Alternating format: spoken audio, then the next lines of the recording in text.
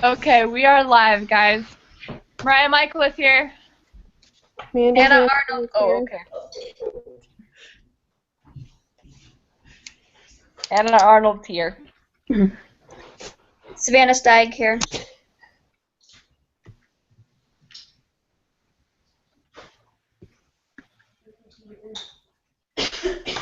Rich Behunin is here. And then Nicole's here, but she's on the road, so she'll be here and I'll read her stuff. yeah. Hannah's gonna read her stuff. She has it all here. Hey, Nicole just typed in that if we want to let her go last, she might be home by then. Perfect. Okay. That sounds good. Okay, then I will put her last on the after Rich then. That was nice of you, Rich, though. Ladies go first. Okay, we got it. Perfect. Are we ready? Yes. Okay, so I did mine on my aunt. She actually lives really close to me, and her name is Susie Love. And I asked her what led you to get involved with for Child Protective Services in the first place. And she started talking about how she loves children and families and how she's always loved them and how like her whole life she's always wanted to do something with advocating for the family and for children. And that was like something that really pulled at her strings. And especially when she got into high school, one of her best friends was abused by her father, and so she actually moved in, and she was a foster child to her family. And so that was something that she really wanted, was to be able to, I guess, help people like she did when she was in high school. So that was really cool, I thought. And then I asked, what do you see are the most prevalent problems for families here in the community? And she said drug use. So she lives in Phoenix, and there's a lot of drug use down there. And so she said drug use and broken families, bad behaviors because the families just don't care. And so a lot of times they're learning those bad behaviors from their parents. And then it's a vicious cycle. So it starts with one person, and then they learn it, and it just continues. It's just one big learning cycle where that's the only thing they know. And so they grew up like that, and so they're going to be like that with their kids and then their kids and their kids. And she said that's the saddest thing, is seeing these nuclear families. A nuclear family is like a whole family with like a mom and a dad and kids. And she said seeing these nuclear families fall apart, and she said that's just like the hardest thing. Okay, another thing is, do you feel your organization in child or family is child or family focused? In other words, does your organization strive to strengthen the family or to step in to help children where families are falling? And she said both. She said in some cases you can't strengthen the family because honestly it's already so destructive and so damaged that it's just better to pull the children because otherwise it's going to be more damaging. And she said, but their main focus obviously is the child, and the best thing for the child is the family and having the family there. So they do try as much as possible to keep their families together, and they make sure to bring outside sources in to help them restore the damage. And if the damage can't be restored, a lot of times they find other families to help the children progress. And then it says ask 2 questions, and I put, in what ways do you feel that your organization has helped your community? And she said, we have helped so many families get their lives in order with outside help that purifies the damage. We try not to place the child with a new family. We try to restore the very family that they have so that they can progress together and become happy together. I really liked that answer, because I like that their first idea isn't just we're going to pull the children. It's what can we do to make sure that this family is together and that they can work through the hard times. So I feel like a lot of times, even with divorce, people are doing that, and a lot of times, I mean, it's necessary, and a lot of times you can work through the hard times. And so I think that's cool that they're willing to try and fight for the family. My last question was, do you feel as children receive attention, they begin to do better in other aspects of their lives?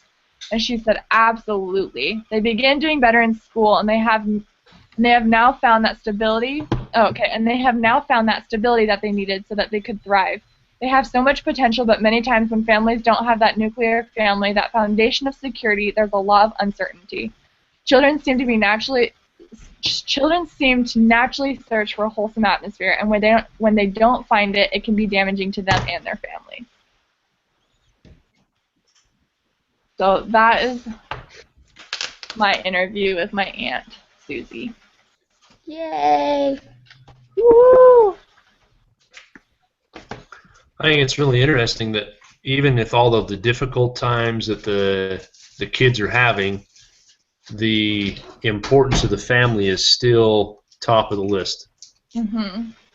Even though that's the environment that they're learning all of the bad behavior from, it's also the answer too. That's fascinating. True. I thought it was really cool because it's called Child Protective Services, and a lot of times it is child focused, and if it needs to be, it's all child focused, but in so many ways it's family focused because that's really what they want, is they want the family to be together. So I thought that was really cool. It reminded me a lot of the gospel and the teachings of the gospel. Absolutely.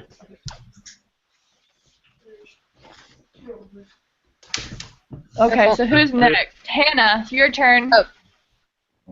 Okay, so for my other family class I'm taking Family 430 right now, and I have to do some volunteer hours. Ooh. So I've been volunteering at Kennedy Elementary School for their after-school program, and I talked to one of the head teachers. I could have done Brother Rain, but I didn't want to do someone that's involved with the school. So I did Miss Wheeler, so Megan Wheeler, and she's one of the head teachers there. So when I asked her why she got involved with it, she said that she actually works at Burton Elementary School, not Kennedy. And the reason that she did it is she wanted to be near to her children while providing an income for her family. And that was kind of her main drive, but now she's kind of loved the children even more.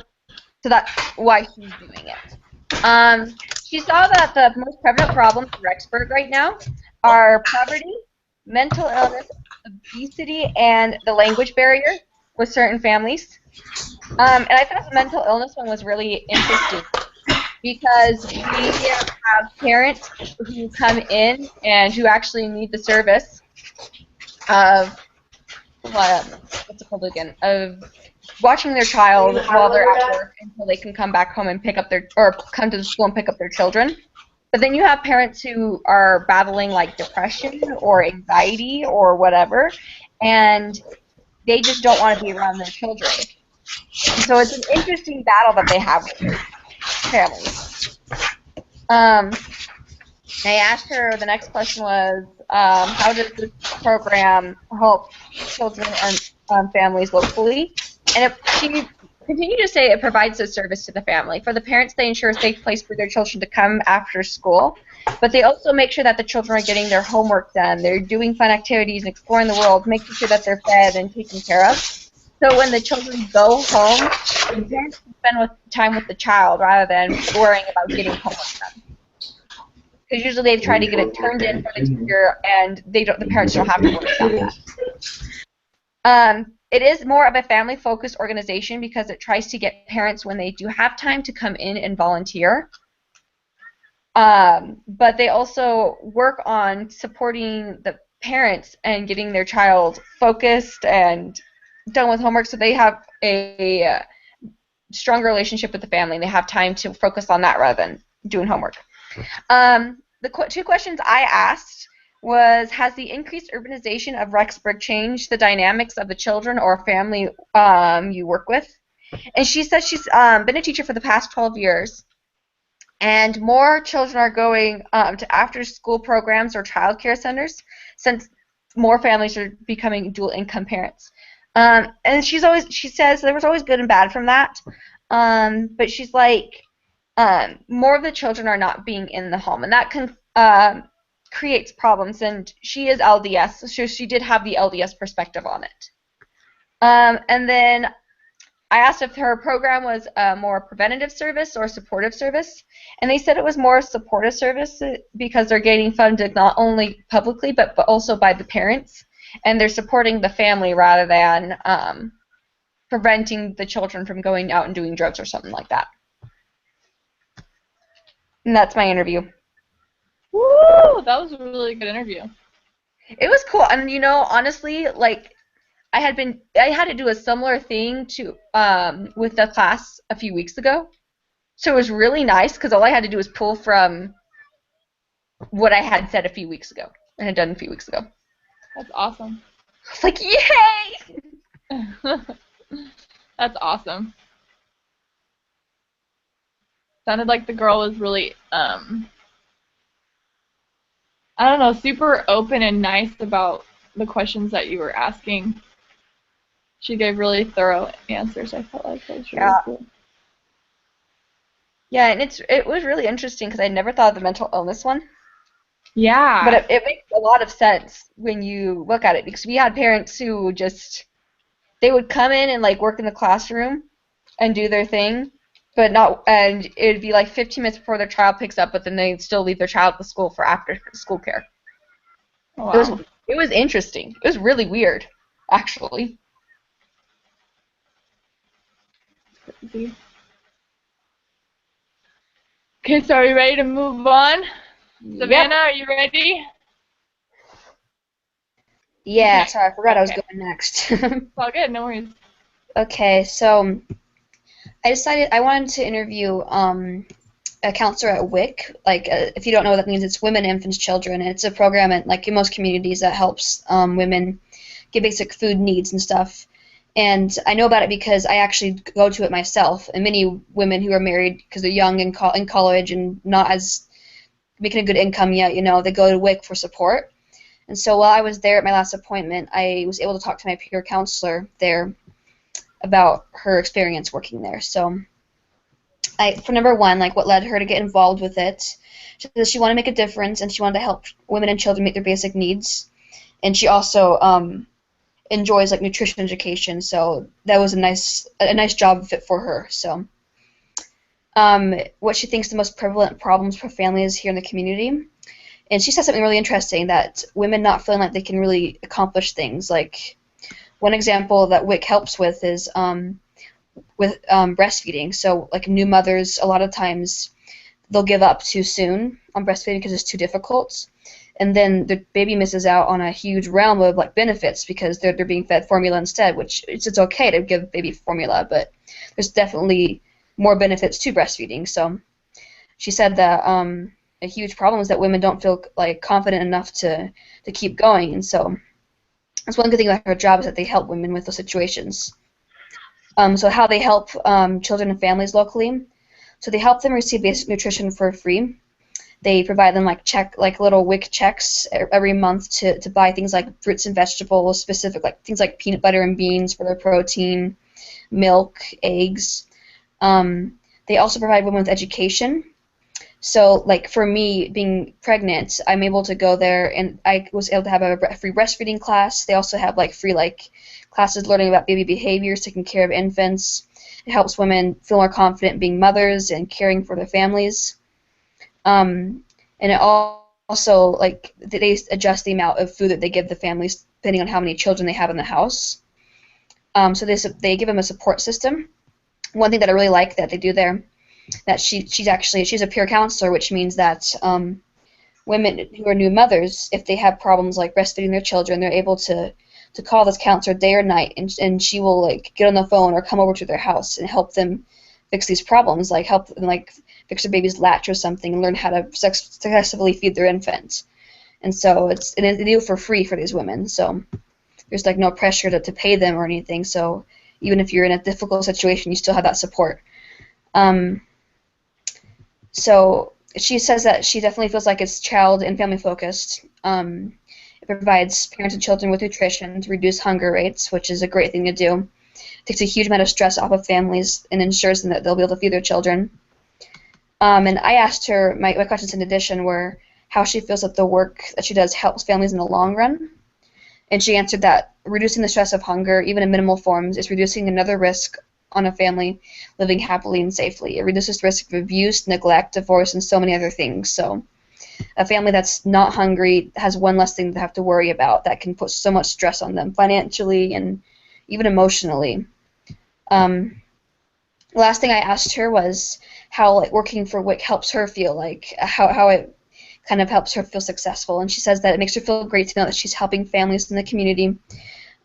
Staying healthy, like children staying healthy starts with how and what the parents can provide for. So giving women the opportunity to feed themselves and their children is so important to set the, a healthy future for children.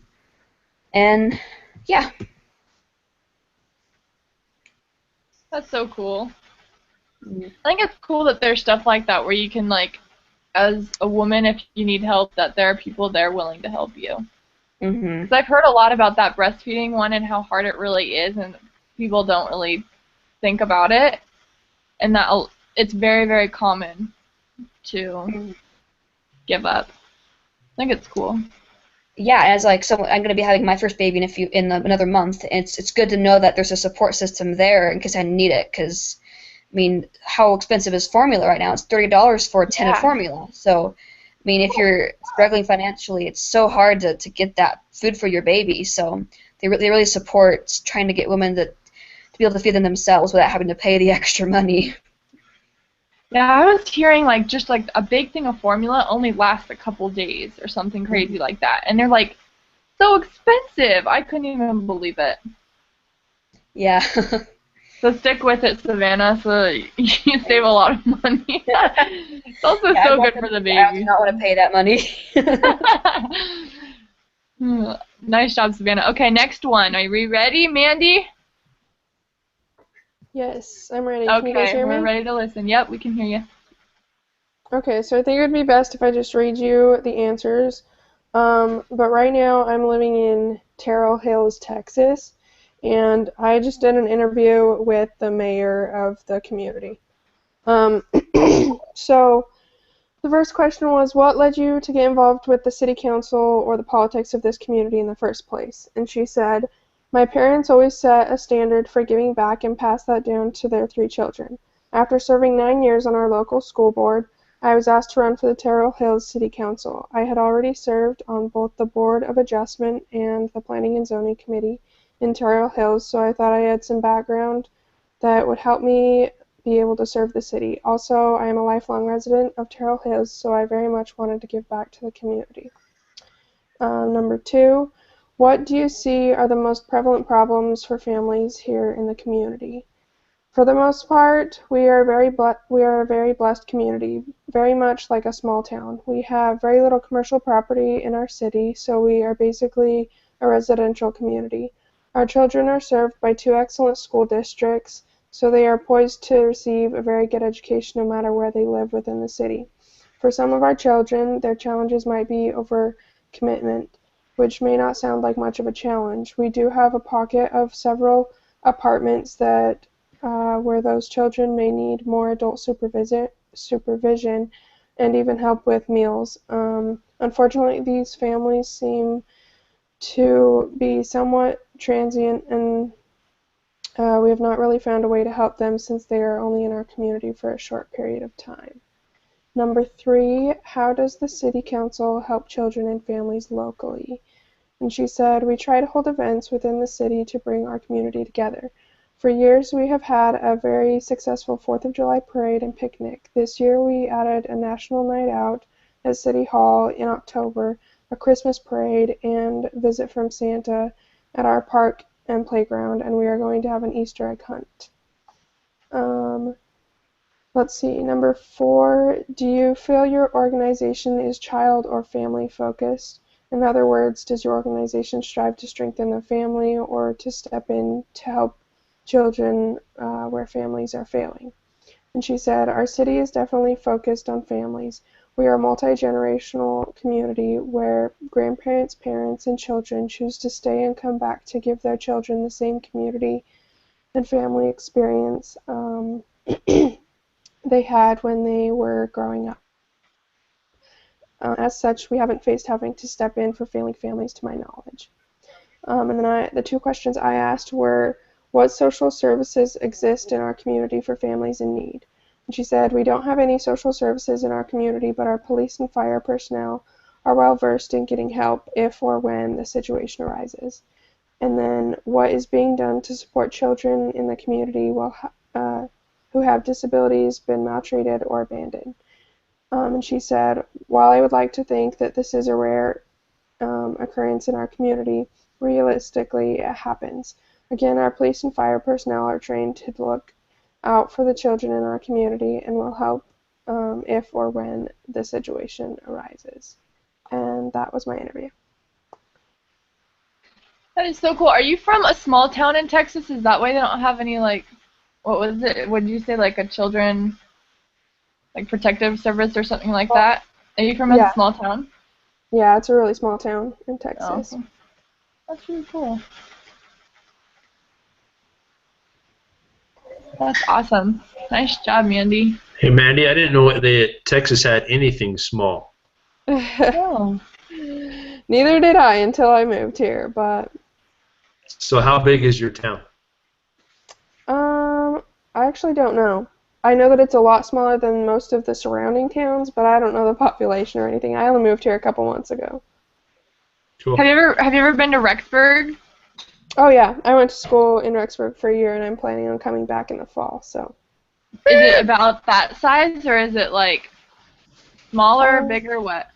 It's probably smaller than Rexburg. Yeah. Oh, tiny. So it's pretty small. Well, thanks for sharing. That was awesome. Angelina, are you ready? Hannah, are you ready to read it for Angelina? Sorry, I'll pull it up. I thought That's someone- right here. I don't know why I thought that. Okay, What? just give me- Isn't it on the sidebar? Oh, it's not on the sidebar? I thought it was on... It is on the sidebar. I'm just trying to pull it up. It's right here. Okay. All right, I can't... Just put it on. Oh, okay. So many things that my finger are doing. Okay. During my internship experience 2 months ago, I went to the neighborhood health watch meeting at the children. I thought it was an opportunity, a perfect opportunity to research more about the organization for this. The mission of the organization is to promote healing and provide protection from abuse through education and expert care of children and families. Sorry.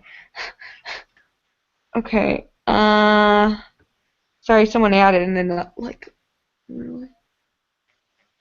Okay. In the Antelope Valley. This organization was founded in 1988 by a group of doctors and community leaders. The children of the Antelope Valley. The Children's Center of the Antelope Valley is a private nonprofit healthcare organization that provides a continuum of services to child victims of abuse, child at risk of abuse, and their families. The center offers innovative, comprehensive preventative interventions and treatment services. It is coordinating agencies of multiple community partnerships involving both public and private agencies. The organization deals with everyday problems of the society, whether it is inadequate parenting, family crisis, child abuse, or neglect, difficulty handling children in disabilities, etc. The organization deals with abuse. The majority of the time, the organization deals with inadequate parenting and family crises.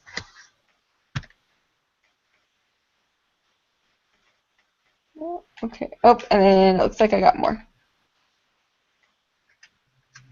All right. The Child Center of Antelope Valley takes a conservative approach on child care treatment. The following are some of the techniques they have to offer. So child abuse treatment, an outpatient treatment program designed for children who have been traumatized, whether it has been physically, emotionally, or sexually. Parent-child therapy, an active treatment program between the ages of 2 and 8 with severe behavioral problems. parent-child interaction therapy, or PCTI, or excuse me, PCIT. It is proven parent-child treatment program for parents who have behavioral such as aggression, non-compliance, defiance, and temper tantrums. Family prevention strengths and preserves family who are at risk or who are experiencing experiencing problems in family functioning. The organization was designed to be child-focused and family-focused. Therefore, yes, the organization tries to strengthen the family and intervene to help the children when the families are falling. Okay.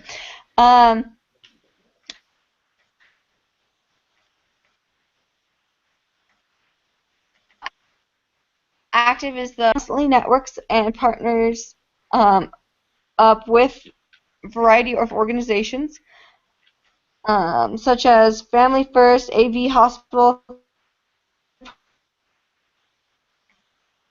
Permanent Cura Child, and who know to refer any of their clients to other organizations that will provide a better service. Organization provide for a mutual and social participation based on the treatment, therapy, and family preservation. The Child's Center provides a daycare and an after-school program for parents who need support to care for their children. Can you guys still hear me? Yeah. Okay. You guys all look like I just had said gibberish. No, I thought it was really good. It was good. Thanks, Angelina. Yeah, thank you. That's like a really cool organization. I think it's cool that it networks too.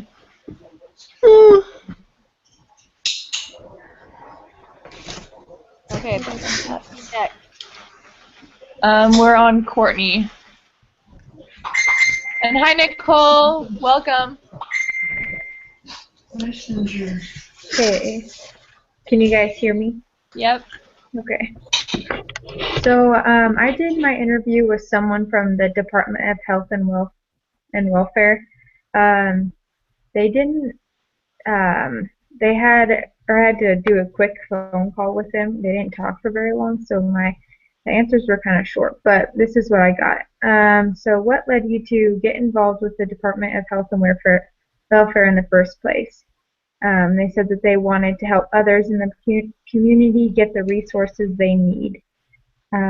What do you see are the most prevalent problems for families here in the community?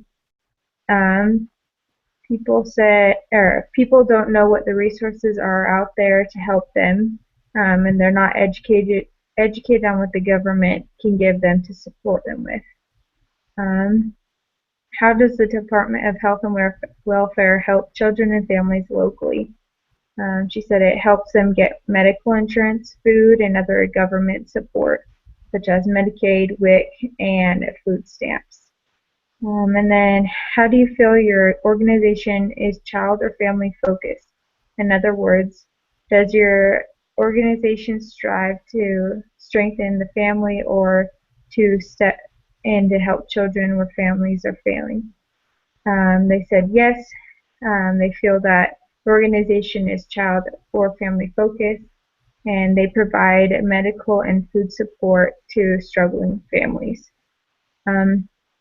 I chose this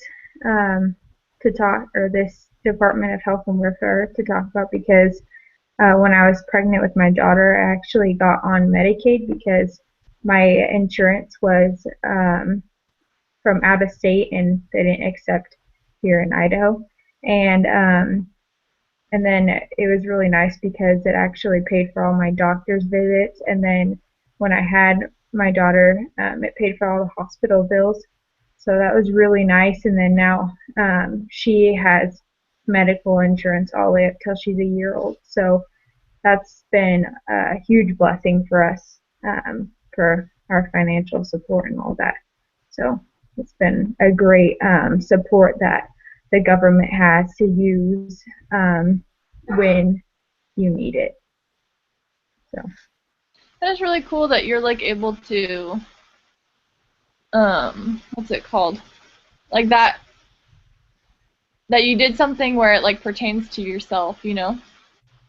yeah, I feel like it's super helpful to use to take advantage of the government when you need help. Not to overuse it, but when, I don't know, being a college student and being out of the state and not being able, medical insurance is super expensive too. Even the stuff provided by the school. We looked into all of that, and it was just the best option for us, and it helped us a lot. So That's awesome.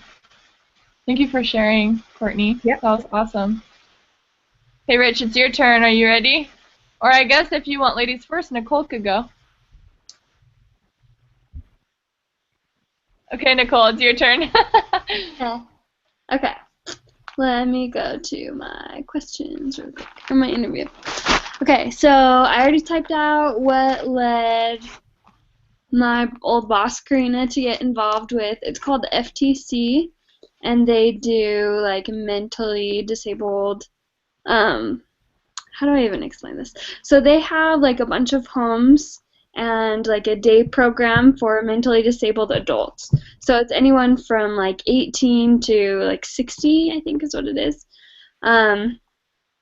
So I asked her what led her to get involved in the first place, and she said that it was mostly just a need for a job, and that she was just looking for money, was applying for jobs, and that's a place that had an opening. And so she applied and got the job and quickly fell in love with it, fell in love with the clients, and just realized the need for the work that she was doing.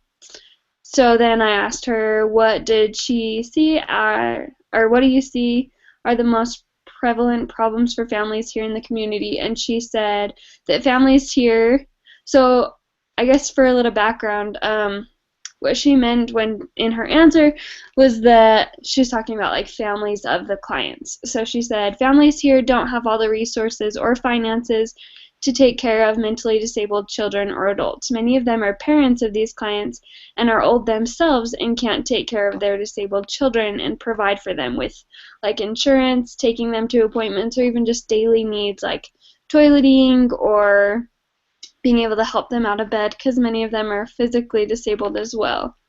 So she said those are like the most prevalent problems. That's why there is the need to help. So how does FTC help children and families locally? And she said that this program provides these adults to, I must have written that down wrong. These adults with health and insurance options as well as home options. These homes employ full-time employees to help these clients have a safe and healthy quality of life, and they take their clients out in the community and integrate them as much as possible into society and try and help them have as normal a life as possible. She said this is super important because some of these clients have just like memory problems or traumatic brain injuries where they're there but they're not fully functioning anymore. And so she said it's really important to them to have a normal life, and although their parents can no longer provide it, it's important that somebody tries to. So I asked, do you feel the organization is child or family focused? In other words, does your organization strive to strengthen the family or to step in to help children where families are failing? And she said it's a little bit of both. She said obviously it's a step to help children where families are failing, where they can no longer provide for them because they're old, they're aging, they're retiring, so they can't provide insurance and stuff. But she said they do try and strengthen the family by allowing them to visit and encouraging them to do so, encouraging them to spend time with these families. So I asked, do you think there's a need for rehabilitation services? And I read to her what that was in the textbook. I'll read it to you guys too. It says, the purpose of rehabilitative agencies is to enable or restore an individual's capacity to participate effectively in the community by correcting behavior, addressing mental health, and or providing needed services to those who have recently immigrated to this country, as well as to those who have a disability. So I asked her like if it's important, and she said absolutely. Obviously, these children were born and they deserve to have the same rights we do, you know, the pursuit of happiness and just having a high quality of life. She really stressed that a lot. So then, let me go back to my interview instead of the textbook. Okay, so I said, do you think what you do is a protective measure? And then I showed her again in the textbook. And it says, oh, I can't find it now. Where is it?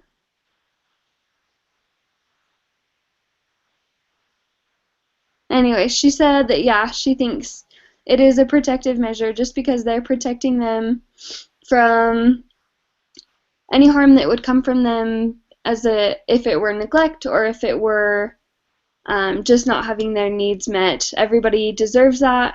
It's in our Constitution. You know, they deserve as much as we do, even if they can't provide it for themselves like most people. So she said what she does and what FTC does is absolutely a protective measure. So that was my interview. That was awesome. What was her name? Karina. Karina. That's Karina awesome. Ellis. Yep. And I used to work with them. I worked with them for like a year. And I think like my situation too is the same, that like I applied for the job and got it because I needed a job, but I fell in love with it, and I did realize that it's a huge burden off of the family, and we kind of like what they're doing kind of rearranges them in families too and helps them to have a more normal family life because they're put in homes with people who are like them and with people who can help them too. So, you know. That's awesome. Thank you, Nicole. That was awesome. Hey, Rich, are you ready? Ready to put that microphone on? There you go. I'm ready. We're ready to listen. All right. When I read about this phone call or read about this assignment, a guy that I know, he popped immediately into my head. I knew he was the one I needed to make a phone call to and chat with. So it was a lot of phone tag, but I finally caught up with him earlier today. And so a good friend of mine, he is the Parks and Rec Department chairperson. I don't know exactly what his title is, but he runs the Parks and Rec Department here in the city. First question, what led you to get involved? His answer to that was, and I appreciated this answer because as a father, I think that this is very, very important from a father's perspective. He says, it was an opportunity for me to influence children and also to influence families. But more importantly than the influence of other children, he said, my own children and the influence that I was going to be able to have in them, spending time with them, whether that be with different sporting events or activities or taking care of the park, that they can then go to the park and play as a family. And perhaps one of the most important reasons, he said, was that he was going to now be able to get to know the friends of his own children. And I can appreciate that statement as a father. So I thought that was a really good reason for him to be in the profession that he currently was in. Question, what do you see are the most prevalent problems for families here in the community? Again, I appreciate his answer here. He said, external media influences. And I thought that was interesting coming from a parks and recreation setting. He said the social, the mental, the physical, the spiritual struggles that the kids have because they spend too much time in front of a television or in front of an electronic device of some sort. He said he quoted actually the general conference talk where someone said the endless loops of trivialities that the social media or internet, anything like that, we spend a lot of time doing on there and we accomplish nothing. Now he did back up his answer. He says, now I understand that there's a lot of good things that can be done with media, but unfortunately too many of us, and he did say us, him included, he says too many of us don't use technology to the capacity that it needs to be or can be used to further the work of our Heavenly Father. How does Parks and Rec help children and families locally? He appreciates the programs that the city offers. The kids have an avenue to be active. Some of them, it's their first opportunity to get out of the house and be on a sports team, for example, or something like that. Exercise, actually getting away from the media. He says, so we kind of are a release for that. And then as far as families, he says, you know, we're giving families an opportunity to take some of those fleeting moments, those memories that maybe are only going to be made once in a lifetime. And we're giving those families a chance to enjoy that time together, enjoy those moments together. He's like, it's pretty cool to see dads that coach their own kids or moms that coach their own kids. The conversations, he says he likes to believe that the conversations that the families are having after the game, about the game or during the competition or whatever, even just the ride home is a whole lot different now because of the family interaction that's taking place through the activities that the city provides. I asked him if he felt like the organization was child or family focused, and he says he would have to answer both because of the diverse population and the many different types or settings of family. You know, you've got single parents, kids that don't have either a mom or dad or something like that for a variety of reasons. He says in those situations, then the focus is the individual. The focus is for those who are in need of having that almost that family camaraderie in a team aspect rather than having the family or being able to get it at home. For the family, they provide an environment for the family to be there together. And that environment is something that he looks at as being a very positive thing and something that he hopes to continue to develop and grow for the future years that he is in that position. I asked him if he felt that his efforts were preventative or supportive.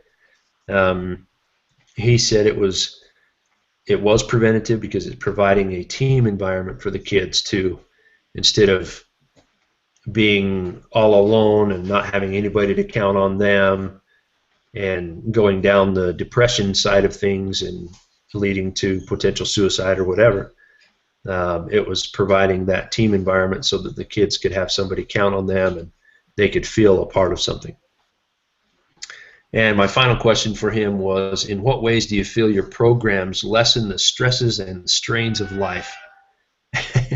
And he chuckled a little bit and he says, well, I've seen some of the coaches and they seem more stressed than when the season first started.